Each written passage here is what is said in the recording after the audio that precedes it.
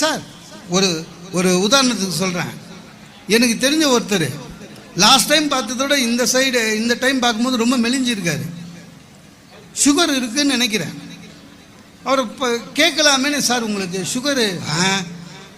அதெல்லாம் இல்லைங்க, பார்டரில் இருக்கு. பார்டரில் இருக்குன்னா சுகர் இருக்குன்னு சொல்லிட்டு போனால் கேஸாக போட போகிறோம். இன்னைக்கு உனக்கு நாளைக்கு எனக்கு. அன்னைக்கு ஒருத்தர் இப்படின்னாரு, சார் கண்ணில் ஏதாவது ப்ராப்ளம் இருக்கா? இல்லைங்க, லைட்டாக தெரியாது, லைட்லேயே தெரியல உனக்கு. அதுதான் வெளிப்படையாக பேசுறது இல்லை. ஒவ்வொரு மனுஷனையுங்க நீங்கள் கேட்டு பாருங்க, உங்கள் ஆம்பிஷன் என்ன கேட்டு பாருங்க. உங்கள் ஆம்பிஷன் என்ன? ஒரு சாதாரண பொட்டி கடை வச்சுருப்பான், உன் ஆம்பிஷன் என்னன்னுவான். சார் பெரிய டிபார்ட்மெண்டல் ஸ்டோர் வைக்கணும். கரெக்டு.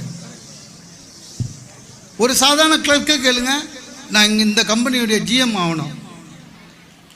ஒரு சாதாரண தொப்பி தைக்கி விற்கிறவரை கேளுங்க, சார் நான் தொழிலதிபர் ஆகணும். தப்பில்லை.